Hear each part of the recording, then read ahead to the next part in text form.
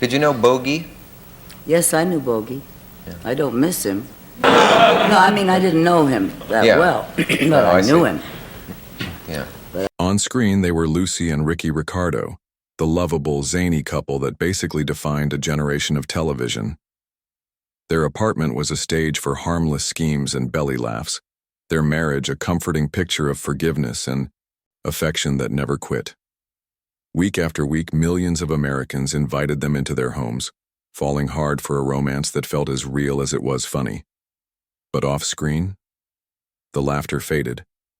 When the camera stopped rolling and the studio audience went home, Lucille Ball and Daisy Arnaz were left with a reality that was anything but a comedy. It was a toxic downward spiral of jealousy, betrayal, and a pain so deep it would ultimately shatter their iconic love story. This is the tragic, real-life story of America's favorite TV couple, the dark secrets that tore them apart, and why a woman who loved a man so fiercely could also, at times, utterly hate him. They were the king and queen of television, a power couple who built a Hollywood empire from the ground up. But the same ambition that shot them to the top also lit the fuse on their destruction.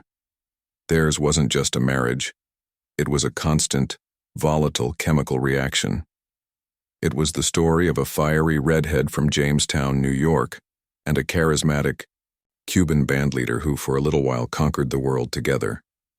But behind all the laughter and the love, a darker story was playing out, one of alcoholism, rampant cheating, and emotional cruelty that turned their dream life into a waking nightmare. For 20 years they tried to hold it all together, but the cracks were there from the very beginning. And the story of their end is every bit as heartbreaking as their rise was meteoric. The year was 1940. RKO Studios was buzzing with the production of the musical comedy Too Many Girls. Lucille Ball, then 28, was a seasoned pro, a contract player whose stunning looks had earned her the title Queen of the Bees, but true stardom was still just out of reach. She was pragmatic, hardworking, and used to dating older, more established men. And then a hurricane in human form walked onto the set. His name was Desiderio Alberto Arnaz y de Acha III, a 23-year-old band leader from Cuba whose family had fled to America after the 1933 revolution. Lucy's first impression? Not great. Desi was in greasy makeup and old clothes, she later recalled, and I thought he wasn't so hot. But that night, after he'd cleaned up, she saw the man who would completely derail her life. He was magnetic, charming, and just crackled with this raw, untamed energy. He asked her if she knew how to rumba. As he taught her the steps, something just ignited between them. I never fell in love with anyone quite so fast, Ball admitted. He was very handsome and romantic. The chemistry was so immediate, so intense, that everyone on set could see it. Co-star Eddie Bracken remembered, "You could tell the sparks were flying with Lucy. It happened so fast it seemed it wouldn't last. Everybody on the set made bets about how long it would last. Their backgrounds couldn't have been more different. She was a Protestant from upstate New York. He was a Catholic from Cuba, with a whole different outlook on life, love, and fidelity. Plus, he was engaged, and she was with director Al Hall. None of it mattered. Within days, they'd both ended their other relationships. Their courtship was a total whirlwind of passionate fights and even more passionate makeup sessions. Friends noticed that Lucy, for all her strength and independence, became almost old-fashioned in her devotion to Desi, catering to his every whim. The beautiful chaos of their romance came to a head just 6 months after they met. After filming wrapped, Desi went back on tour with his band, and Lucy heard a rumor he'd been seen with his ex, the famous pin-up Betty Grable. Furious, Lucy stormed to his mother's home where he was staying, calling him a two-timing bastard and a Cuban son of a bitch. In a moment that would define their entire relationship, where a fight somehow turned into a commitment, Desi's only solution was to propose. Days later, on November 30th, 1940, they eloped in Connecticut, sealing their fate with a cheap brass ring from Woolworth's. They were madly in love, but the foundation of their marriage was already built on jealousy, conflict, and a desperate, impulsive need to own one another. Those bets on set were already looking pretty smart. This was a love story destined for turbulence.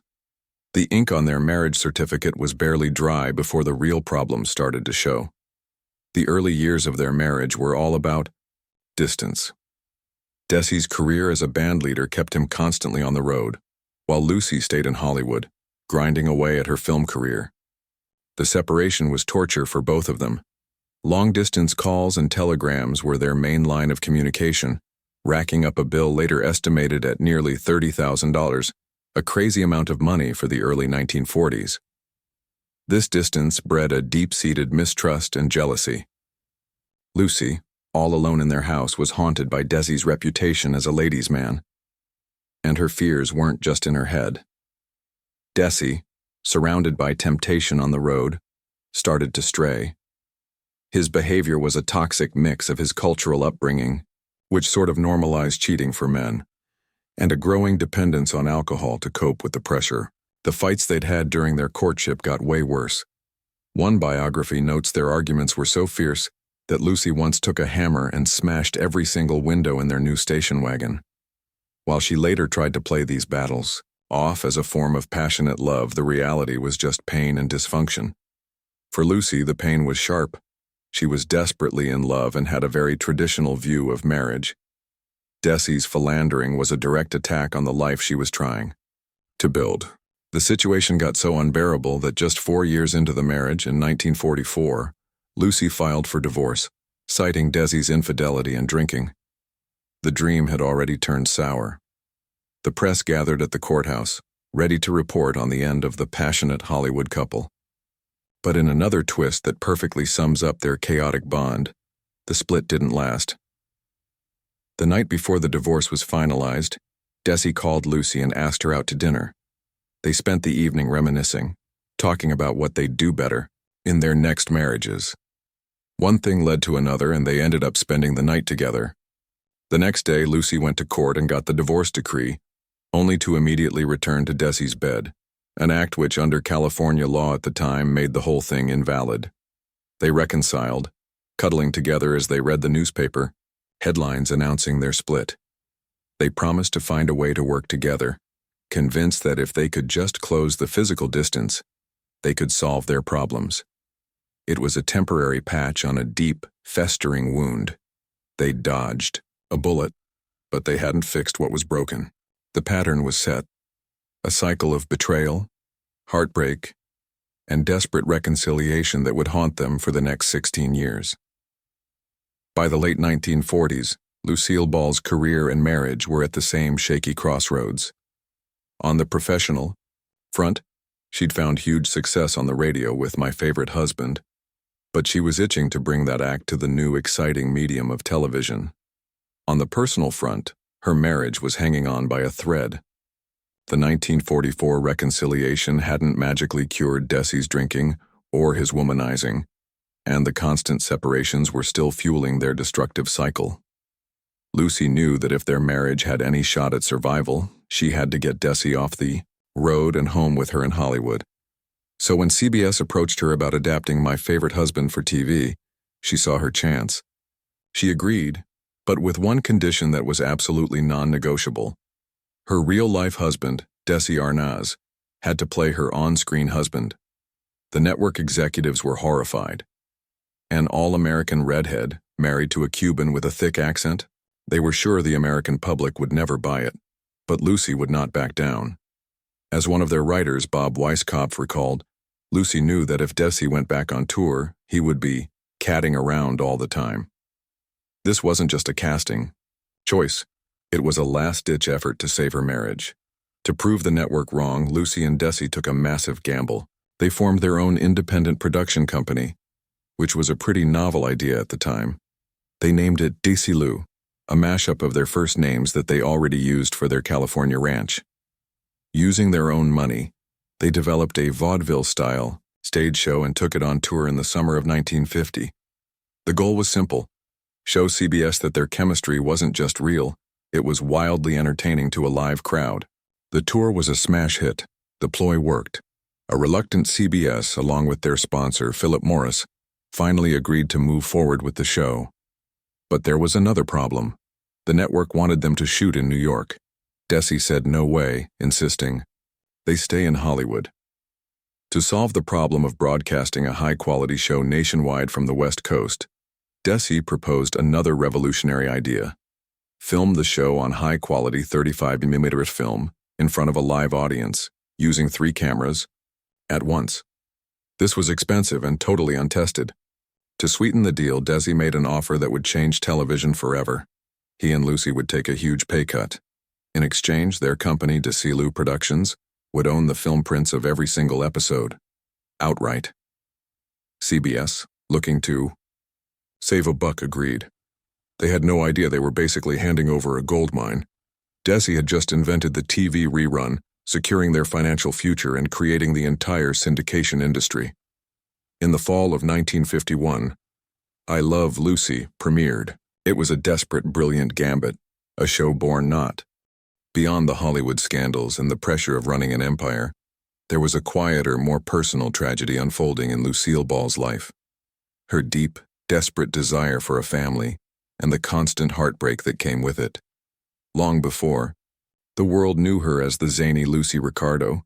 She was a woman who dreamed of being a wife and a mother. This desire was a central, driving force in her life, and not having it was a source of profound pain. In the early years of her marriage to Desi, before their children were born, Lucy suffered a series of devastating miscarriages. Each loss was a private grief, a blow to her dreams of the stable home life she craved. Her friend Lillian Briggs Winograd later revealed that Lucy had at least 2 or 3 miscarriages before she finally gave birth to her daughter, Lucy, in 1951, just a few weeks shy of her 40th birthday. For Lucy, having a child was more than just a blessing. She thought it was the key to saving her fractured marriage. She thought that having a baby would hold them together, Winograd explained. And, for a little while, it seemed like she might be right. The birth of little Lucy did seem to soften Desi temporarily. According to biographer Bart Andrews, some of Desi's womanizing was alleviated from the moment little Lucy was born. I think he felt more sensitive about those things and stopped some of that. For a while at least. The arrival of their son Desi Jr. in 1953 further cemented their image as the perfect American family. Lucy loved her children fiercely, and they brought her a joy that stood in sharp contrast to the chaos of her marriage.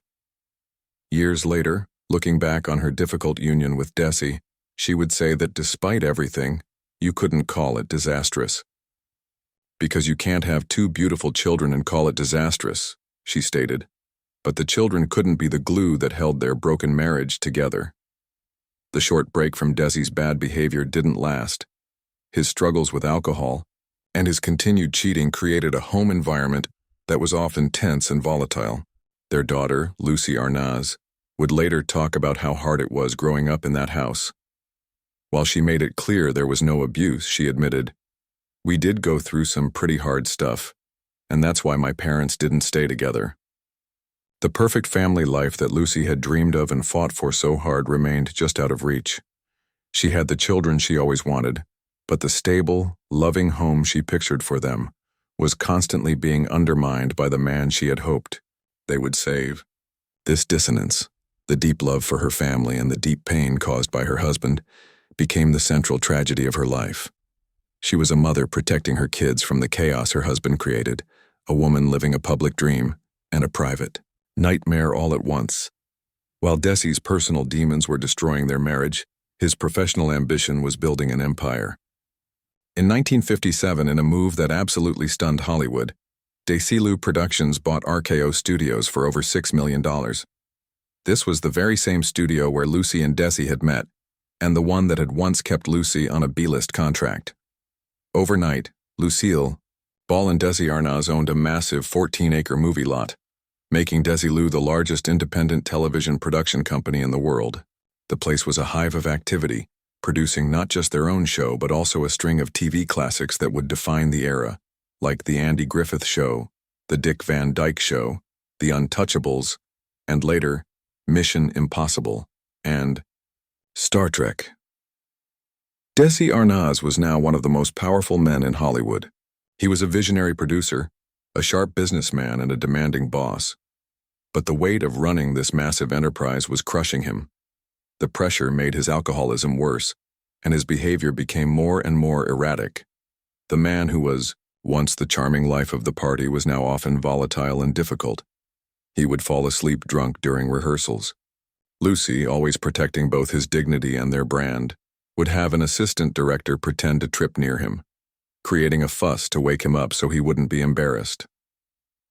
Bob Weitzman, a Desilu executive, put it plainly. Desi was an alcoholic, although he wouldn't admit it.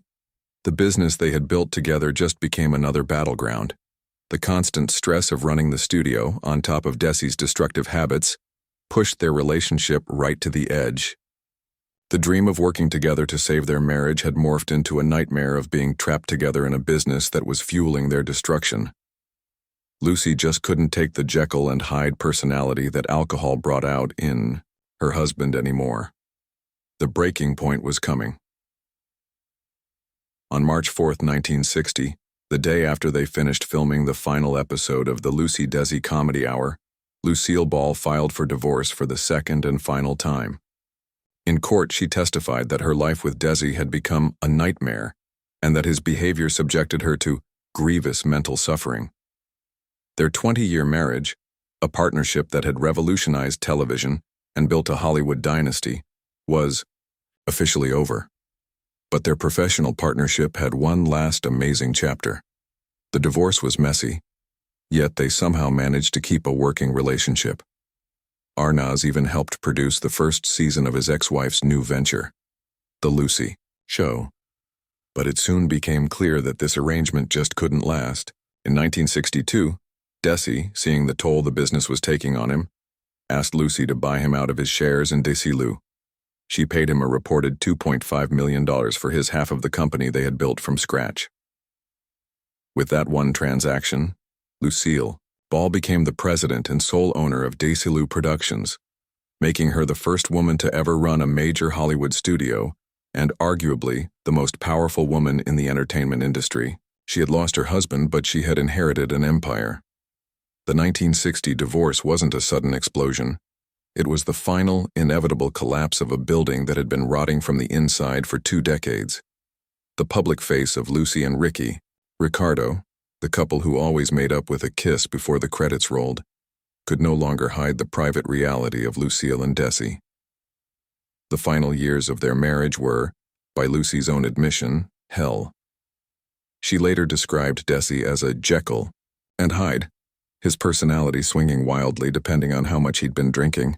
He drank and he gambled and he went around with other women, she stated bluntly. It was always the same, booze and broads. The decision to finally end it came with a heavy sense of exhaustion. Lucy had spent years hoping things would change, that the man she fell in love with would win the battle against his demons. But she finally had to accept that Desi's nature is destructive. The final fight was reportedly a brutal one. The details are private, but it was the climax of years of broken promises, public humiliation, and deep emotional pain. In court, her testimony was a simple, heartbreaking summary of their life together. It got so bad that I thought it would be better for us not to be together. Their daughter, Lucy Arnaz, later reflected on the end of their marriage, calling their divorce horrible. But she also pointed out something remarkable. In the middle of all the heartbreak and lawyers, Lucy and Desi managed to do something few divorcing couples ever could. They held on to a sense of kindness and respect. They had a great divorce, Lucy recalled. They had a very successful divorce. It was fantastic. They never said bad words about each other, and they stayed friends until the day they died. Desi himself echoed that feeling, later saying, "As for Lucy, we are better friends now than when we were married. That sounds like so much Hollywood talk, but it's true."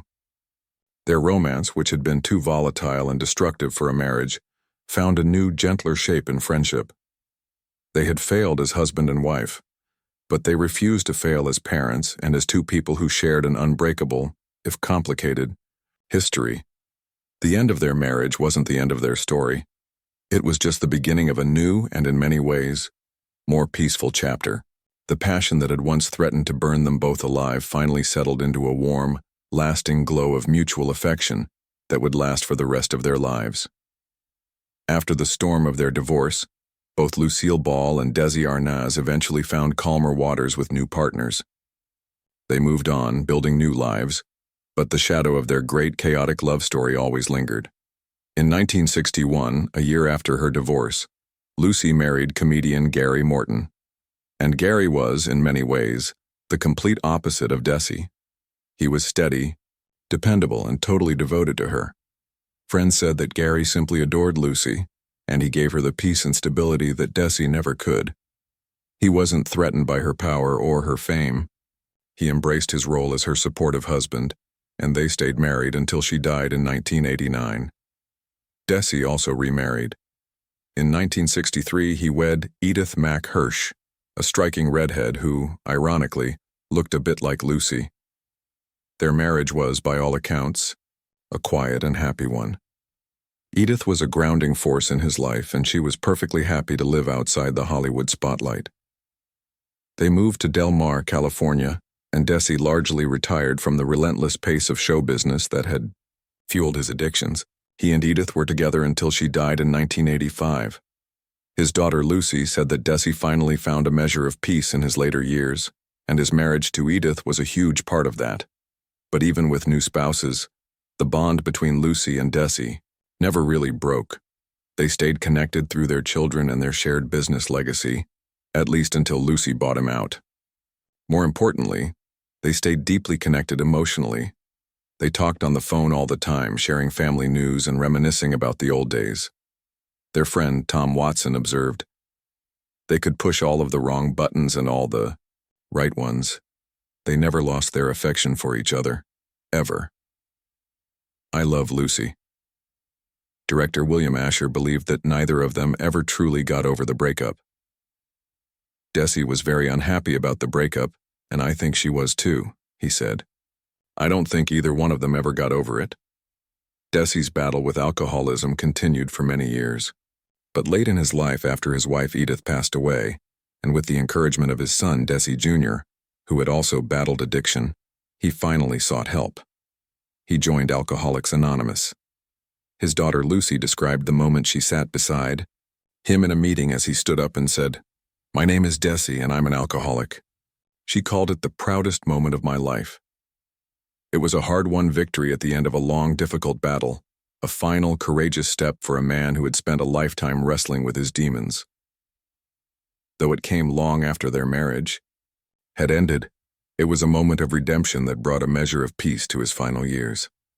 The final chapter of Lucille Ball and Desi Arnaz's story is maybe the most moving of all, a testament to a love that, despite all the pain and betrayal, simply refused to die. In 1986, Desi was battling lung cancer, and it was clear his time was running out. Their daughter Lucy was by his side, caring for him in his final days. Knowing the end was near, she felt her mother needed to talk to him one last time. She called Lucy and put the phone to her father's ear. What happened next was the final, heartbreaking scene in their decades-long saga. I could hear her say, "I love you," like 5 times in a row, Lucy recalled. And through his weakness, Desi heard her. He was nodding and saying, "I love you too, honey."